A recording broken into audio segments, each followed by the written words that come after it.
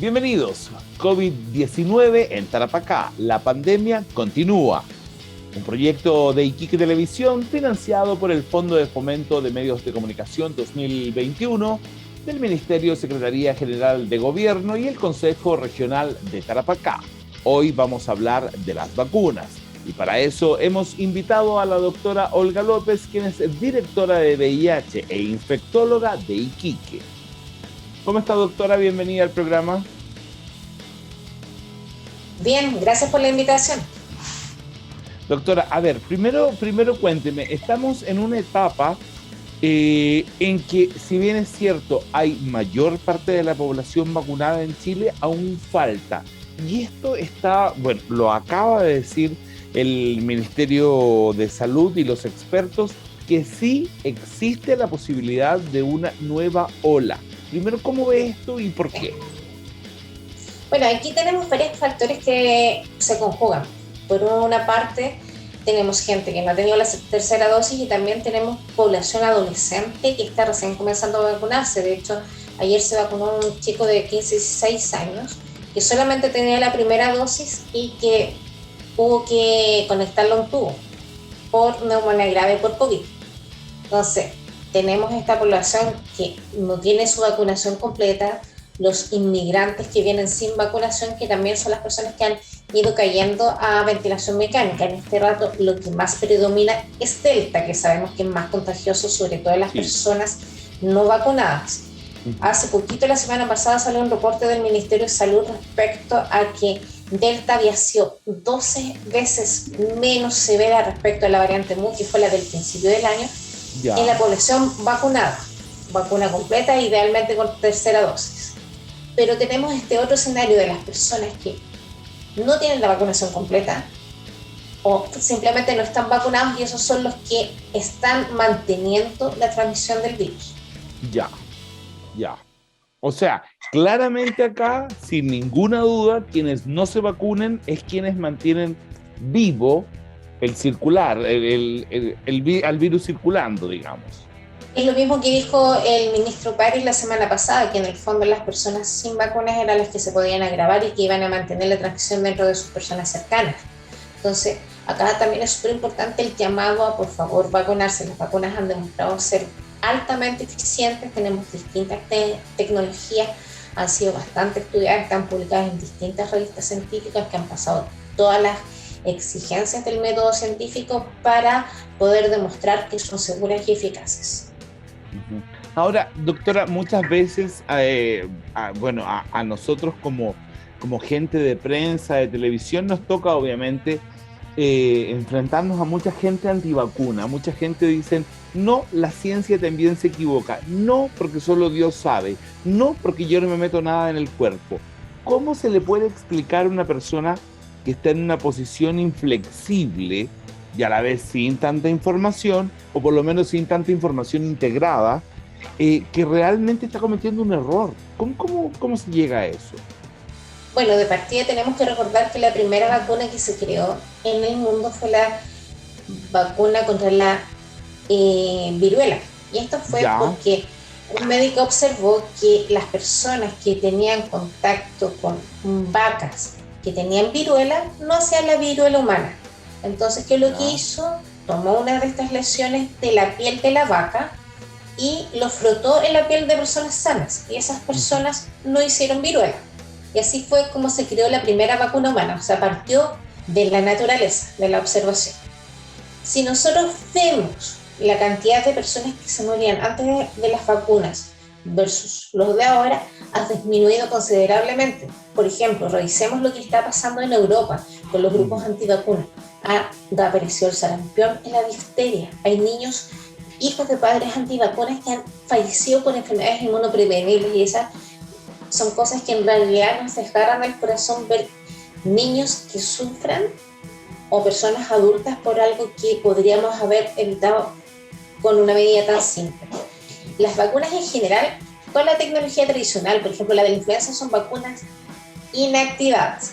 ¿Qué significa esto? Que el virus es incapaz de reproducirse y lo único que uno hace al exponer la estructura del virus es que el cuerpo monte defensas que les llamamos anticuerpos contra lo que estemos tratando de proteger. Tenemos contra bacterias, contra virus y en general esta tecnología ha sido bastante eficiente. Si nosotros averiguamos, por ejemplo, nunca antes nosotros mirábamos quién era el fabricante de las vacunas, pero por ejemplo la vacuna de influenza, que es la tradicional, esa la estaba fabricando Sinovac.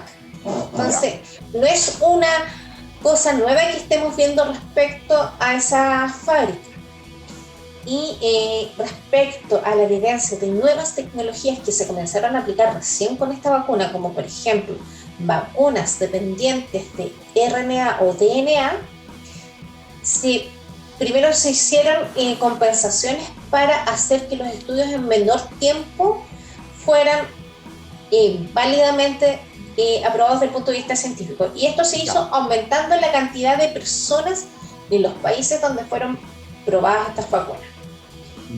Otro tema que es importante respecto a la legislación, tanto nacional como internacional, es que existen aprobaciones de emergencia y aprobaciones definitivas. Las de emergencia, en que estábamos viendo que la gente moría al por mayor, se hizo una aprobación inicial, y por eso es que también está el tema de la voluntariedad, porque si nosotros vemos las vacunas del Programa Nacional de Inmunizaciones de los Niños, uno puede poner un recurso de protección si un papá no quiere darla, porque esas tienen la autorización tradicional. Y, por ejemplo, hace poquito Pfizer tuvo la autorización ya completa en la FDA, en la Organización de Estados Unidos, ya sacando la aprobación solamente de emergencia. Entonces, ¿y eso qué significaría? Que ya pasa a ser obligatoria. Al menos en Estados Unidos, acá todavía no se ha ido actualizando, pero en el fondo el iniciar las vacunas no significa que se paró la investigación científica, ha seguido haciéndose y se está observando. Por ejemplo, hay un tema que se llama en Chile, que es el ESAVI, que es el sistema de vigilancia de posibles efectos adversos a vacunas e inmunizaciones.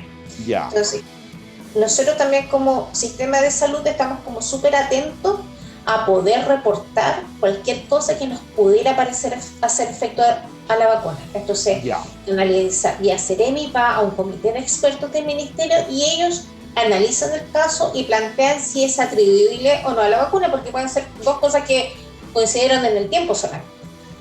Si es que se plantea que es atribuible a la vacuna, además el ministerio lo reporta a nivel mundial, y esto también se retroalimenta al fabricante, a la OMS y a todas las instituciones. Entonces, dentro de las investigaciones siempre hemos escuchado fase 1, 2, 3, pero existe la fase 4, que es la experiencia en vida real, porque al tener expuesta a mucho más gente podemos ver efectos adversos poco frecuentes que antes no se veían porque eran muy poco frecuentes, pero cuando yo tengo una vacuna que la estoy usando en millones de personas, las puedo detectar. Entonces, en ese sentido también confíen que nosotros estamos atentos tanto a tratar de promover el tema de vacunas como pesquisar cualquier cosa rara que nos parezca y reportarlo oficialmente. De hecho, nosotros hemos hecho varios ESAVI acá y después nos llega la retroalimentación del Ministerio de Salud si es que realmente fue un efecto adverso o fue simplemente coincidencia con otra cosa. Ok, doctora, ahora pasándonos un poco, saliéndonos del tema un poco más legal, ¿cuáles son los tipos de vacunas que se entregan hoy en Chile? A ver, nosotros tenemos por segmentos de virus, tenemos las inactivadas, que son este tipo de influenza, tenemos las basadas en material genético, como serían, por ejemplo, Pfizer, CanSino, y también tenemos algunas variedades en que parte del virus se metió en adenovirus, que es otro tipo de virus que está inactivado. Entonces, este contiene el virus y lo va como transportando hasta la zona del sistema inmune donde hay que presentar el contenido para que se generen las defensas contra el COVID en este caso. Y también se ha ido seleccionando qué tipos de vacunas ir usando según el tipo de población, porque no toda la población es igual. Por ejemplo, tenemos lactantes, tenemos la gente que tiene problemas de defensas naturales en su organismo. Por ejemplo, en mi caso yo tengo artritis reumatoidea, uso corticoides, uso inmunosupresores y uso un medicamento que se llama biológico. O sea, mis defensas están completamente anuladas y yo era una persona de alto riesgo y hasta hace poquito estuve trabajando en mi casa. Y En nuestro caso, por ejemplo, las personas con problemas serios de defensas, se priorizó vacunar con Pfizer porque es la que ha demostrado ser más potente en cuanto a la respuesta. Y las otras personas que no tienen estos factores de riesgo tan grandes se les estandarizó, por ejemplo, a vacunar con Sinovac, porque una cosa es la tecnología, pero además está el tema del almacenamiento.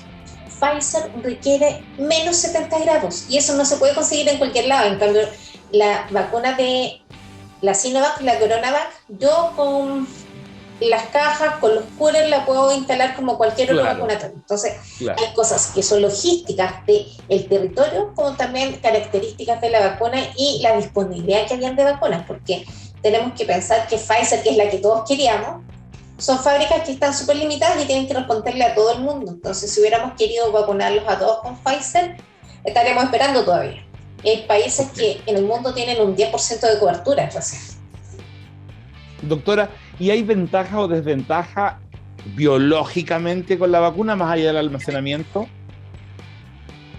Tenemos dos situaciones. O sea, de partida, la CoronaVac fue altamente eficiente en dos objetivos que son los mismos que uno veía, por ejemplo, con la vacuna de influenza. Evitar muerte y evitar ingresar a UCI. Ya. Y eso lo cumplió altamente. O sea, nosotros siempre hablamos desde el punto de vista técnico de alcanzar la inmunidad de rebaño, que era aproximadamente el 80% de la población. Cuando logramos esa meta, comenzaron a caer drásticamente los casos que se hospitalizaban tanto en cama básica como en UCI. Entonces, lo que logró que que fuéramos además avanzando en las etapas fue la corona, porque el porcentaje del que recibieron Pfizer no fue tan importante. Sí, doctor, en el caso de CoronaVac tenemos una posibilidad de como un 40-50% de igual contagiarnos con un caso leve. Cosa que Pfizer uno sí interrumpía la transmisión. Entonces, perfecto. Claro, tuvimos súper buen control de lo que nos estaba pasando con los hospitalizados, pero manteníamos la transmisión comunitaria. Ok. Y doctora, como ahora... vacuna, ¿iba a hablar del refuerzo o lo hablamos después? No, ya. Si quiere dígamelo enseguida. Lo que pasa es que las vacunas tradicionales se vio con esta investigación, como se ha mantenido, que a los 6 meses bajaba considerablemente, sobre todo más CoronaVac que Pfizer, y por eso el refuerzo primero comenzó con los que habíamos recibido CoronaVac. ¿Ya? Perfecto. Y con eso se vio que la mezcla de usar CoronaVac con Pfizer subió como por lo menos 6 veces los anticuerpos que teníamos previo a esto. Entonces fue una medida altamente eficaz para, en esta vuelta que nos tocaba con Delta, tener más protección. Ok. Doctora, esto sería como la respuesta de alguna forma a por qué es bueno mezclar. Sí, de todas maneras, porque entonces, por una parte tenemos el corte de la transmisión y tenemos la gente mucho más protegida. Si nosotros vemos reportes de la semana pasada, MinSal planteaba que en Chile la variante Delta fue 12 veces menos agresiva que la variante Mu, que era la que venía del Amazonas. Claro. Y eso solamente se explica por vacuna, no hay ninguna otra explicación. Perfecto. Ahora, doctora, un argumento recurrente de las personas que dudan en vacunarse es que las vacunas se han demorado años en desarrollarse. ¿Por qué esta se desarrolló tan rápido? El desarrollo tan rápido tiene que ver con que estábamos con una emergencia mundial.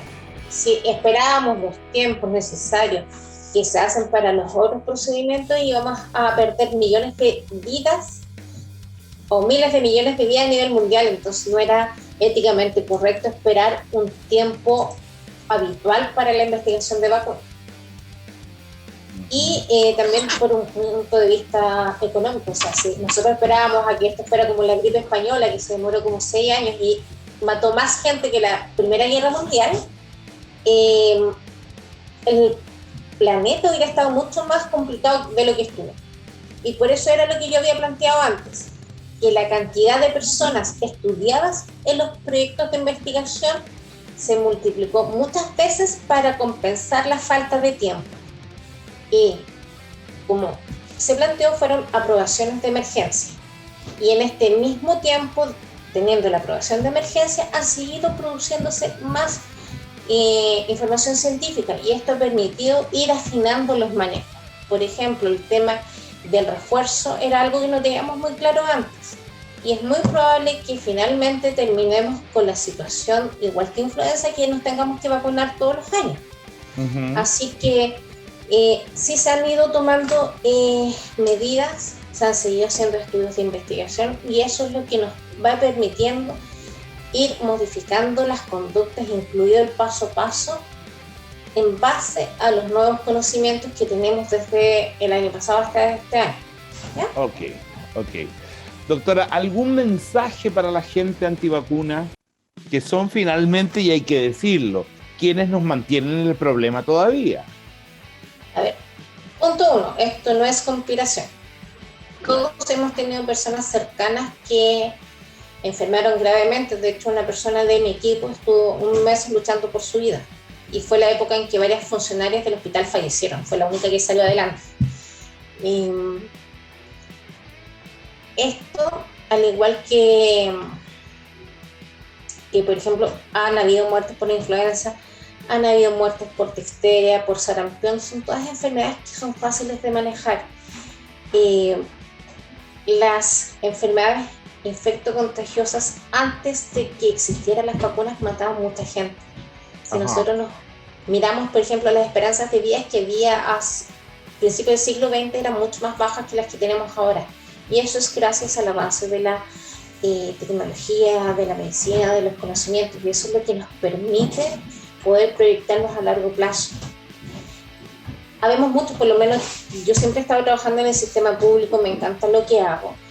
Y nosotros jamás estaremos apoyando algo que pueda perjudicar a los pacientes. Y de verdad sí lo recomendamos de todo corazón y es algo que es efectivo y que puede salvar vidas. Ok, doctora. Muy amable, muchas gracias por haber estado con nosotros, que esté muy bien y ojalá que la gente en sus casas, por supuesto, entienda este mensaje que no es solamente un tema ni de prensa ni de política, lo está diciendo justamente alguien especialista en el tema. La doctora Olga López, entonces, directora del Centro de VIH, infectóloga en Iquique. Que esté muy bien, doctora. Igualmente. Hemos hablado con la doctora Olga López, infectóloga y directora del Centro de VIH de Iquique, en este programa COVID-19 en Tarapacá, la pandemia continúa. Un proyecto de Iquique Televisión financiado por el Fondo de Fomento de Medios de Comunicación 2021 del Ministerio, Secretaría General de Gobierno y el Consejo Regional de Tarapacá. Que estén bien.